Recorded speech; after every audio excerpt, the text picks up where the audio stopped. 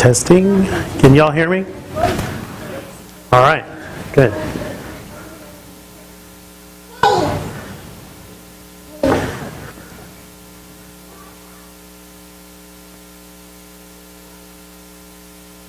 Okay.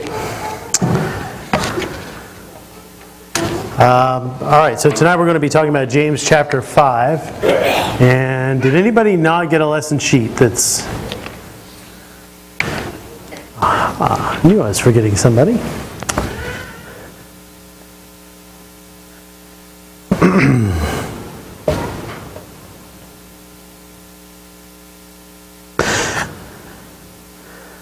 I had thought about finishing up the class tonight, but it occurred to me that we only have one more Thursday night between now and the meeting with Doy Moyer. And so I talked to Wayne about it, and we decided it makes sense for me to either stretch this lesson into two or prepare something else on James. So you'll notice at the end of the sheet it says for next week, of course, do James 1:22. But also it says be prepared to discuss James potpourri.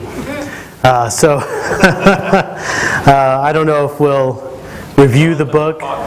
Oh, potpourri. Yes, right. All right. Is this kind of loud? It sounds loud to me.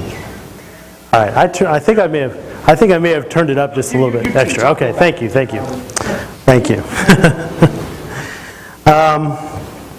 All right. So James chapter 5, and I'd like to begin by reading verses 1 through 20.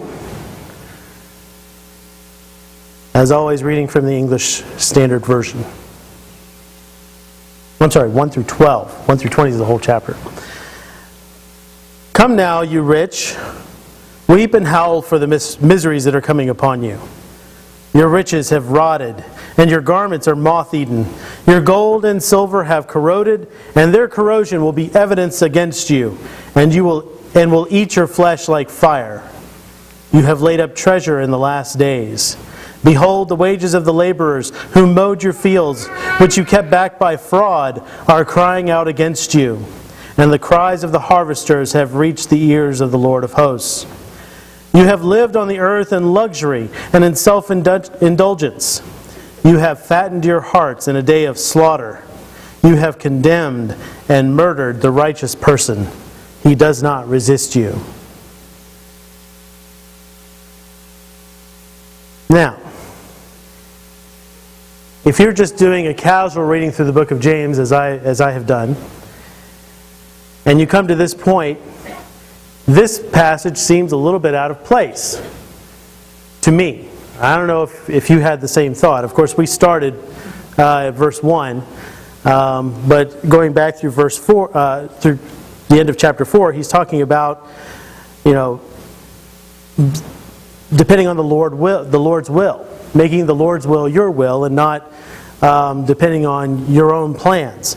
Not saying, well, we're going to do this and that today or tomorrow, and that's our plan. But rather to look for the Lord's plans than the Lord's will. And whoever knows the right thing to do and fails to do it, for him it is sin. And then he launches into this diatribe against the rich. And it seems kind of out of place. So the first question I wanted to ask is, what do you think is the purpose of this warning in verses 1 through 6? And who do you think he's talking to? Is he talking to Christians? Right? Well, it seems to me that he actually started the diatribe against the rich back in verse 13, chapter 4. Okay. And he kind of does this double paragraph thing. Both paragraphs start with the expression, come now. 13, chapter 4. Mm-hmm. Come now. Mm-hmm. You say blah, blah, blah, blah, blah. We can go over and make business and make a profit. People whose lives consist solely of their possessions, basically. Like the rich fool of Luke 12. And then you get to chapter 5, verse 1. It's again, come now, you rich. Weep and howl for your miseries coming upon you. And he starts indicting the rich for their behavior towards their riches once again. But really, it seems like we're coming in the middle of the diatribe. Okay. In some sense. Yeah, I think you're right. Yes. Well, really, it's not out of place. I mean, I think in the context of the entire letter, the heading that's in my Bible here is talking about the misuse of riches. In chapter 1, picking out verse 9, but the brother of humble circumstances to glory in his high position, and the rich man to glory in his humiliation. Then over in chapter 2, he talks about the sin of partiality, viewing the man who comes into your assembly in humble clothes with disdain, but the man with wealthy clothes, he's to be honored. And then talks about the tongue, and how that the tongue can you think that you can get away with cursing men and blessing God. Well, you can't do that.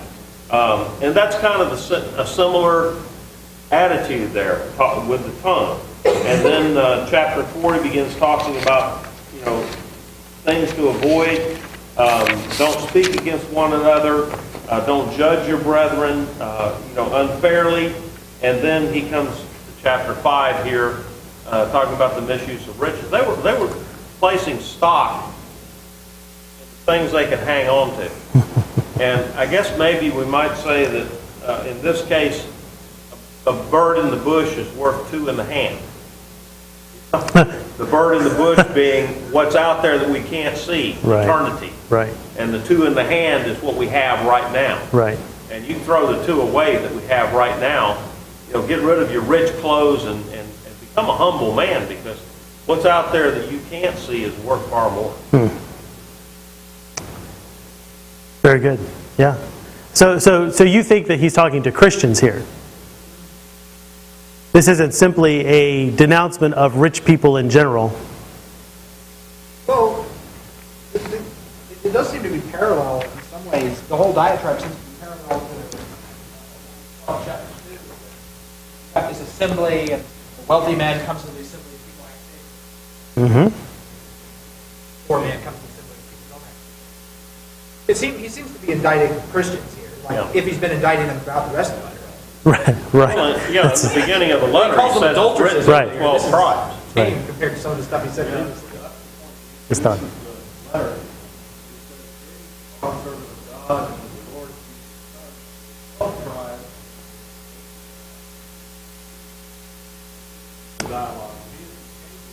Doesn't say now, I'm speaking to others. He's still addressing the 12 tribes. Okay.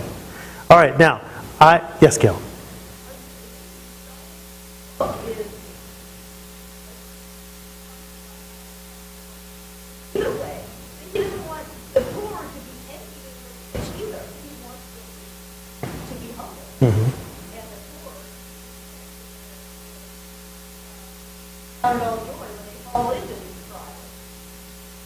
Okay. All right. Not about right. Okay. So this is where context is so important, because if you take this passage, and this is what I failed to do in my first reading. Well, I failed to take this passage in context of the rest of the book.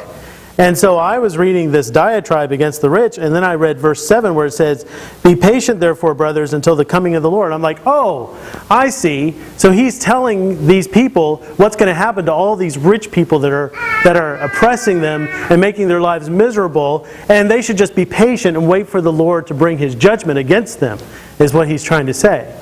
But he's been talking about the rich all this time.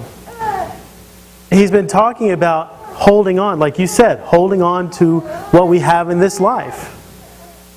And we're going to see later on, he's basically saying what he's been saying the whole time in a different way. Yes?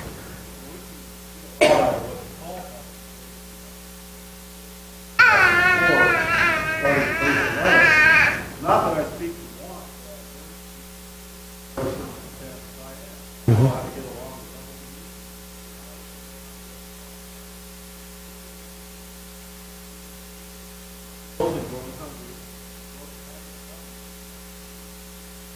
all things.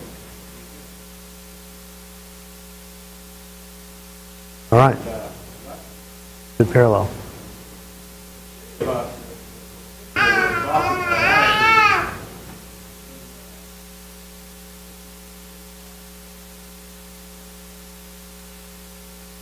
Okay. So Wayne pointed out to me that there are quite a few parallels in James, and in this passage especially, I think, if you look at Leviticus chapter 19 and verses 9 through 18, and there's a very strong parallel here with, let's see, where was that? Well, 11 and 12, I was going to talk about it in a little bit. But I was thinking more of, verse 13 and verse 13. You shall not oppress your neighbor or rob him. The wages of a hired servant shall not remain with you all night until the morning. And this is exactly what James has just said. You have not paid the harvesters. Let's see, where is that? The wages of the laborers who mowed your fields, which you kept back by fraud, are crying out against you, and the cries of the harvesters have reached the ears of the Lord of hosts. So, do you think James is saying that these people have gone so far in their pursuit of riches as to cheat people?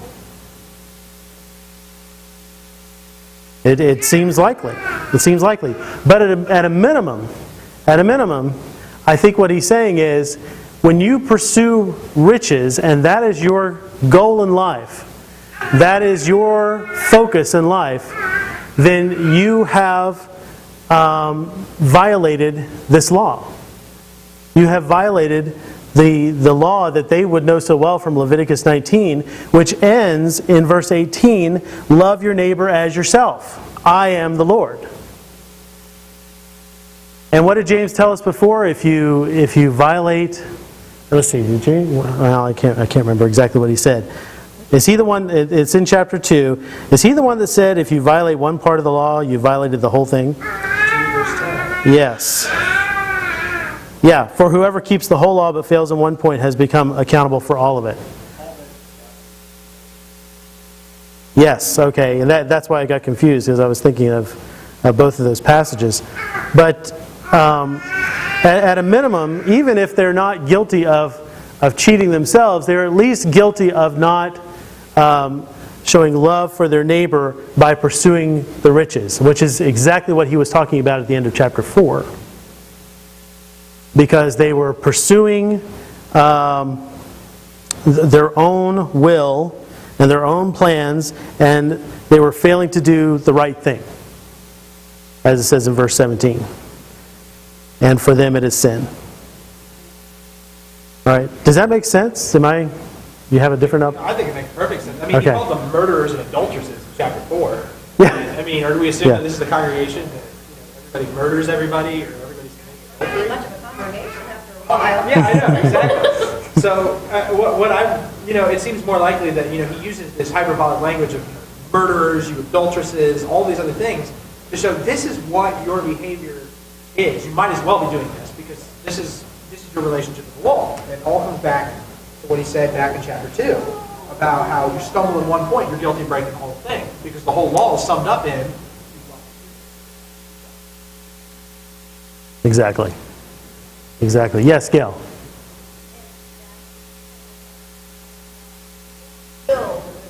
Given anything?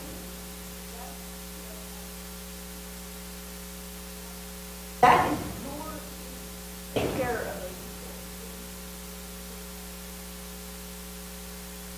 it. If you are holding that back and deciding to take that money and go here and there and trade and make more money, your family. Yeah, and that's interesting that you say that, because that's what he's saying in verse 6. Is he not? You have condemned and murdered the righteous person. He does not resist you. This is what you're doing with your life. You are not loving your neighbor as yourself, and you have condemned and murdered the righteous person. At one point, I thought that was a reference to Christ. But in a way, I guess it is, because when we don't take care of each other, we're not serving Christ, right? Right, exactly. But I don't think he's talking specifically about Christ in that passage. But that's why I point out verse 6. on the lesson sheet. Now, I also point out Matthew 6. Could I get someone to read Matthew chapter 6, verses 19 through 21? Because there's a strong parallel here, once again, between Jesus' teaching in the Sermon on the Mount and what James has to say.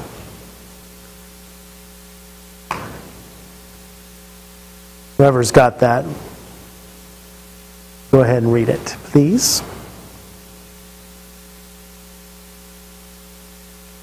Matthew 6, 19 to 21. Yes. Do not store up for yourselves treasures on earth where moth and rust destroy, and where thieves break in and steal.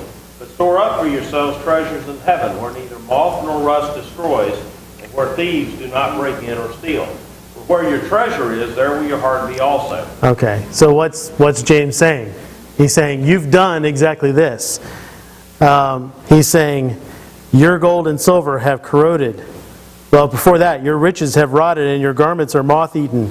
Your gold and silver have corroded, and the corrosion will be evidence against you and will eat your flesh like fire. You have laid up treasure in the last days. Where?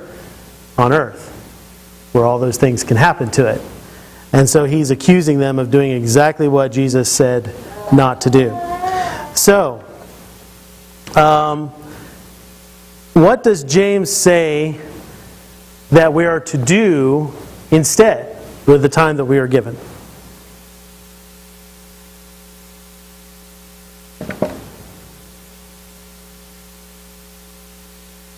From here, the letter, he seems like he's dealing with patience, both in terms of our actions and in terms of our speech. Right. He says in verse 7, be patient, therefore, brothers, until the coming of the Lord. Don't go around, madly trying to make all these plans and grab everything that you can on this earth and seek after this earth's riches, but wait on the Lord. Be patient. That's what we're supposed to be doing. And then, yes, as he says, he continues to tell us exactly how that works in the rest of this chapter. But specifically here, he begins to talk about suffering.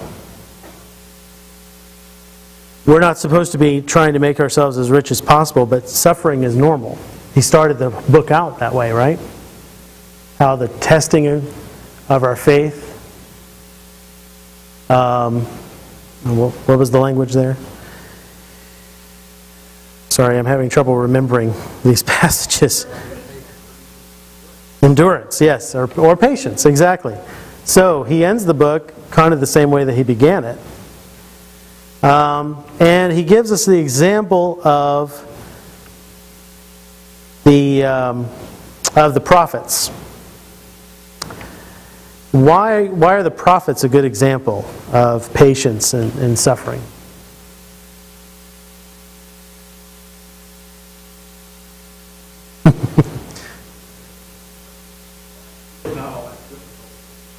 Right, okay.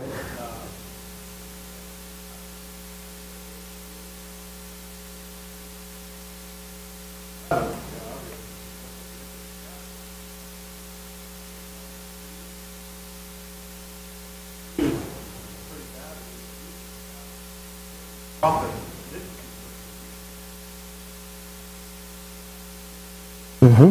Mm-hmm.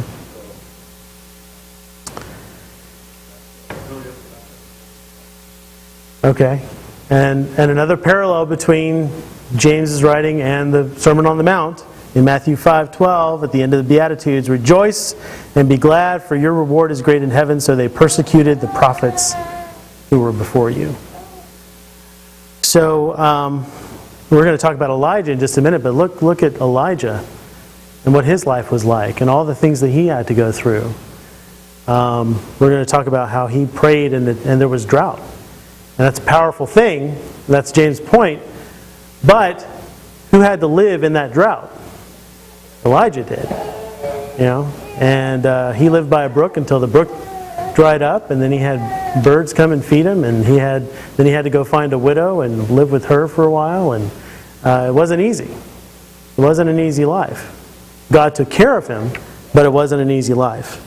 But Elijah waited patiently on God. At one point, was it Elijah that said, I'm the only one. Nobody else serves God. Right? Imagine how that would be if you were the only one sitting in the pew. Of course, you'd also have to be up here teaching if you were in the boat Elijah thought he was in. But that would be rather depressing, wouldn't it? But he waited patiently on the Lord, is the point. Why is Job an example of steadfastness? Did I read all of this? For some reason did I not read this? Okay, I'm like, boy, this does not sound familiar at all. Okay, let me read verses 7 through 12. I'm sorry about that. Be patient, therefore, brothers, until the coming of the Lord. See how the farmer waits for the precious fruit of the earth, being patient about it, until it receives the early and the late rains. You also be patient. Establish your hearts, for the coming of the Lord is at hand. Do not grumble against one another, brothers, so that you may not be judged. Behold, the judge is standing at the door. As an example of suffering and patience, brothers, take the prophets who spoke in the name of the Lord. Behold, we consider those blessed who remain steadfast. You have heard of the steadfastness of Job, and you have seen the purpose of the Lord, how the Lord is compassionate and merciful. But above all, my brothers, do not swear, either by heaven or by earth, or by any other oath, but let your yes be yes, and your no be no, so that you may not fall under condemnation. There, that's better. Sorry about that. Let me pass out these sheets. So he mentions Job as an example of steadfastness. Oh, I'm sorry. Why is that? Why is Job an example of steadfastness? I mean, didn't he question God? Didn't he? I mean, I've heard it described by someone that he got a little testy with God at times. So, yes. Well, Job's only question, if you want to say question God, his only question was, he said, if I could just talk to God, God would understand how unfair that this is to me. Mm-hmm. And that's really the only way in which he questioned God. And God did not indicate at the end of the book that Job had actually sinned. Now, God did upbraid Job for that questioning. Right. Because it was not proper for him to say, that God didn't understand. Or to think that God didn't understand. God said, I understand. And if we notice at the end of the book of Job, just an aside, it was never explained to Job why all this stuff happened to him. Job went to his grave not knowing why any of it happened, as far as we know. Yeah. Because we're not told that he did. But, I never realized that, but yeah.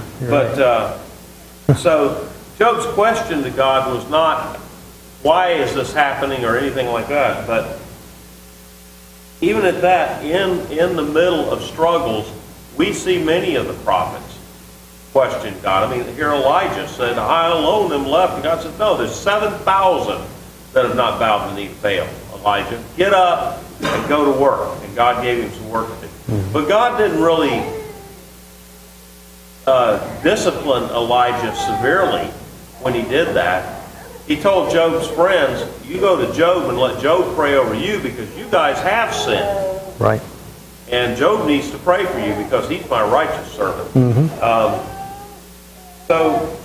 There are times when life bears down on us so hard that it does make us question. And the sin is not in questioning our faith. The sin is in questioning our faith and not seeking a proper answer. Right. To the question. If we look at Job's attitude in Job 27, can someone read verses 1 through 6 for me from Job 27?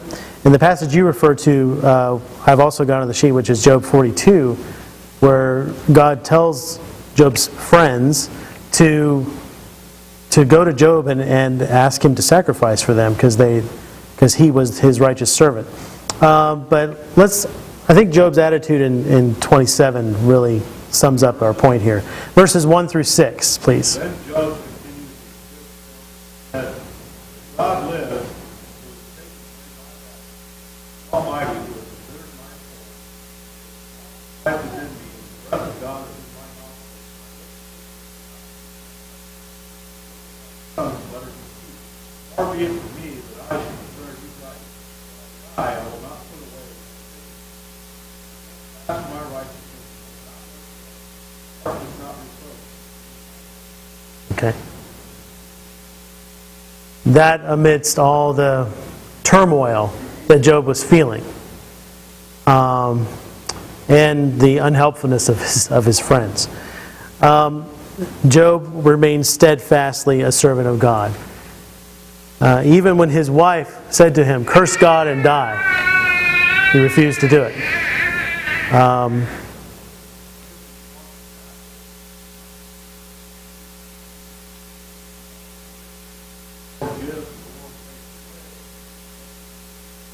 Yes, and that's right, and that's the humility that James has been talking about. Okay, so there's the example of steadfastness, and this is what James is telling us that we need to have: patience in suffering and steadfastness, like Job. And he says that we have seen the purpose of the Lord. How is that? How have we seen the purpose of the Lord?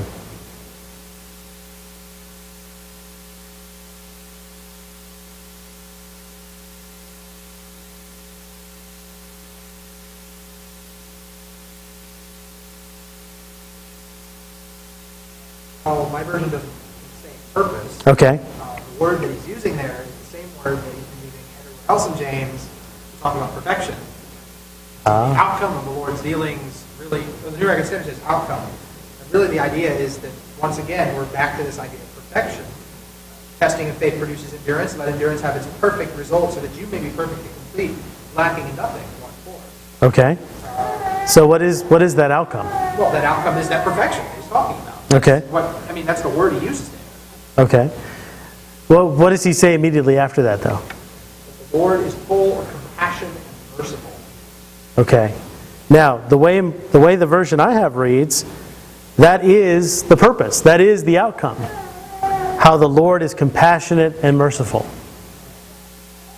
This is what God intends for us, I think is what James is trying to say.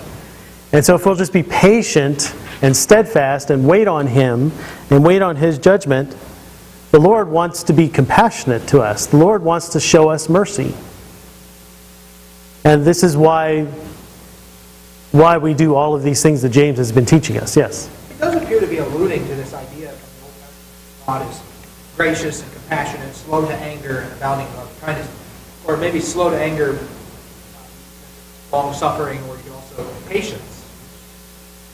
Here, one of God's key characteristics is His patience. If God is patient toward us, how much more should we be patient with ourselves? Exactly. Knowing who God is and trusting who God is, that He is perfect and that He is righteous. All right. Any other comments on this? Yes, Gail.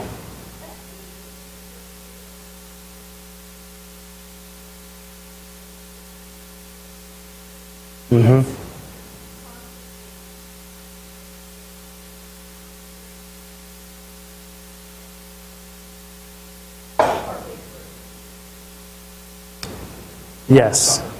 Yes, very good point. And I believe that this is what James is going to talk about at the end of this chapter.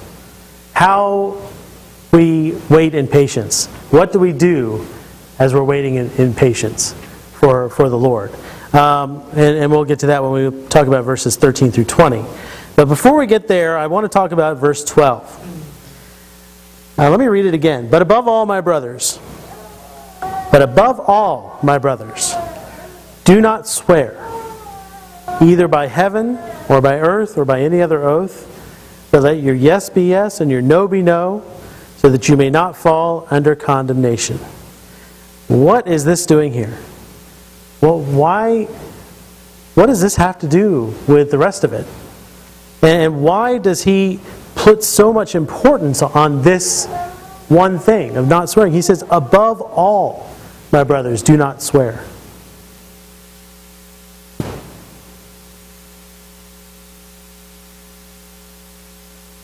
One question that could be asked is, does it go with what comes before or what comes after? I notice you grouped it with what comes before. I usually, when I study, I group it before it comes after, but I've never really thought about it the other way. So I don't know. Okay. I think it's a bridge myself. But that's probably right. yeah.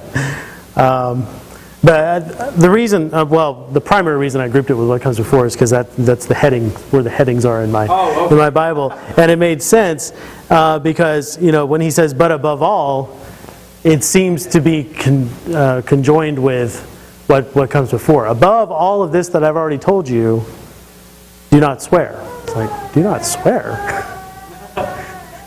You're not going to tell me to give all my money to church. You're not going to, you're not going to tell me to, give up all, everything that I love and for Christ, or you're going to tell me not to swear. Yes. This passage, I think, kind of goes back perhaps to the tongue being a little member, but just as the rudder turns the whole ship, the tongue can turn the whole body. Mm-hmm. And so I think, of course, what he's saying here is really the culmination of everything he said in the whole book. He's summing up right now everything he's already said, and he's putting it in different words, And so when he talks about not swearing, either by heaven or earth or these other things, the Jews sometimes would take an oath, and they say, oh, well, I swore by the temple, but I didn't swear by the gold in the temple. Right. So I really don't have to keep that oath. What he's telling them here is don't make promises. He's telling them when you make a promise, you keep your promise. Your word has to be your bond. Mm-hmm. And you don't need to swear by God. You don't need to swear by these other things. You just need to say, I will do it, and then you just do it. And that's all there is to it. Okay. All right. Yes, Gail. Okay.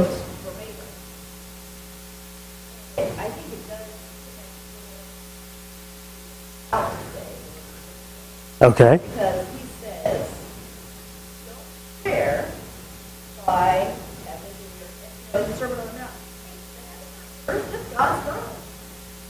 None of this is for your own head. You can't make a hair on your head for like or not. Mm-hmm. And he says, don't swear by heaven or earth. Trust in yourself. Don't think that you are in control of everything. Be around you sick.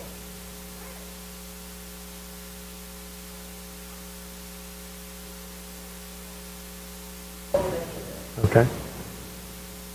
All right. That's an interesting point. I hadn't thought of that connection there. Well, okay. All right, well, let's go back to Leviticus chapter 19. Another parallel between this familiar passage, at least it would have been familiar to these Jews. Could someone read verses 11 through 12 of Leviticus 19? Again, this is the passage where God is telling them how to love their neighbor.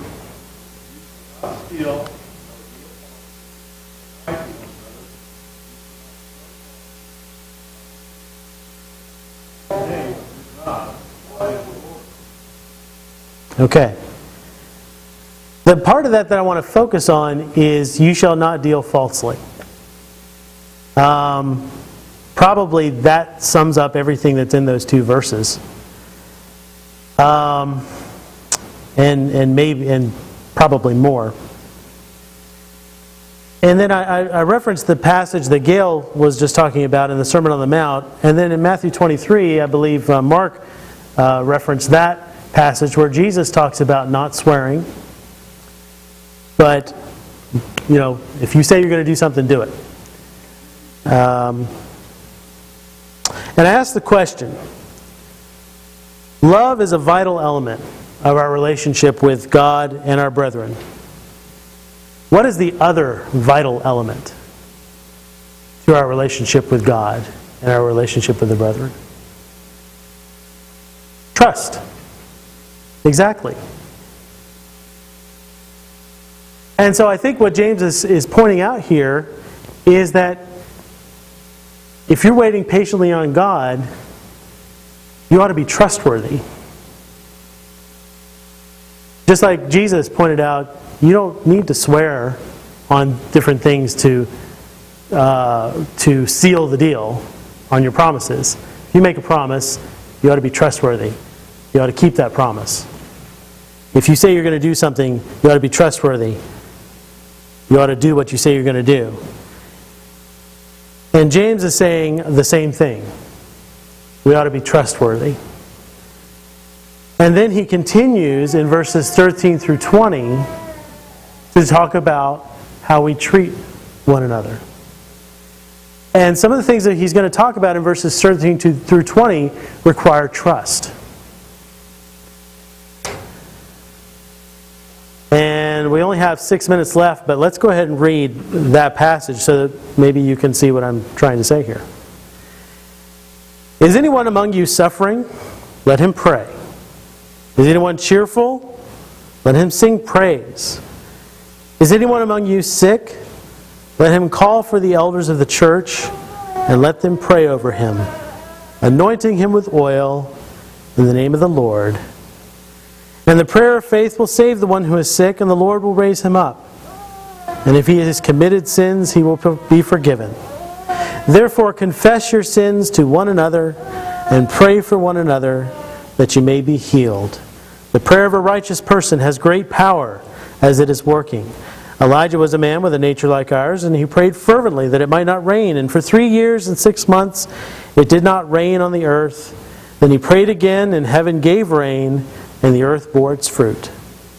My brothers, if anyone among you wanders from the truth, and someone brings him back, let him know that whoever brings back a sinner from his wandering will save his soul from death and will cover a multitude of sins.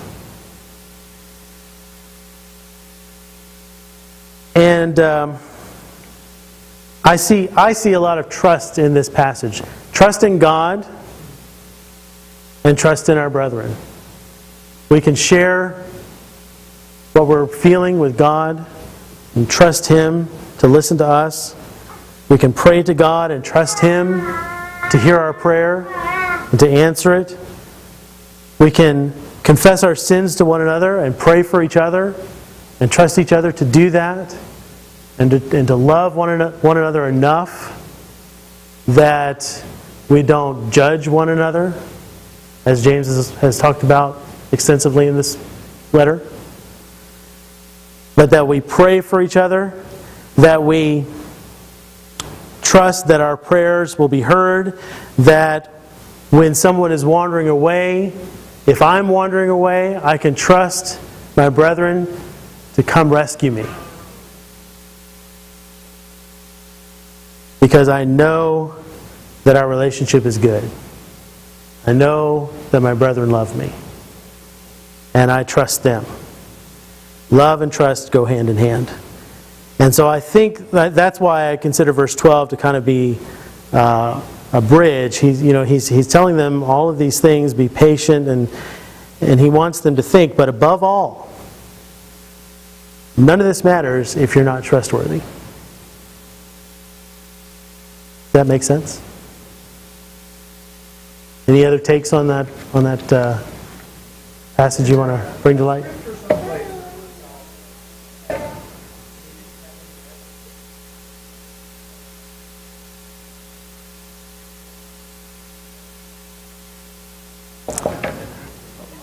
Yes. With God.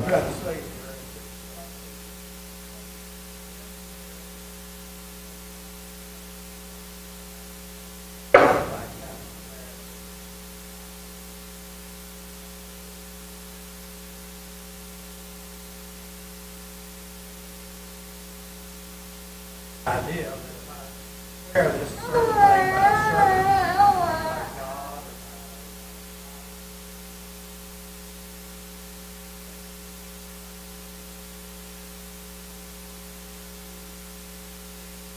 Right. Right, exactly. Yes. I agree. Right, exactly. All right, so let's explore this just for a minute. Is there anything wrong? Is there anything wrong with saying, I swear to God, so-and-so? If there's something wrong with oath taking, fall into probable sin. They took vows in the book of Acts. Okay. All right. Now, is there anything wrong with, lying 98% of the time, and then when you say, I swear to God, so and so, you mean it? That's what's wrong. That's what James is saying. That's what Jesus was saying. Exactly. All right. So I think that's the point. Now there are people that take this passage, and I used to be one of them, and say, swear is a swear word, basically. You don't say the words "I swear," ever, because Jesus said, "Don't swear." And I used to think that, especially when I was a kid. And what? Gail's saying long after I was a kid. That's right. Yeah. So there's just no reason for it. There's no reason for it. If you don't think it's the right thing to do, then just don't do it. Just be trustworthy. Is what I would tell you. All right. Well, we've got a lot more to discuss in verses 13 through 20. So we will save that for next time. And that will be our last lesson in James. Once again, I appreciate your attention and your comments. Don't forget to be hearers of the word and not doers only. Oh wait, I got that backwards.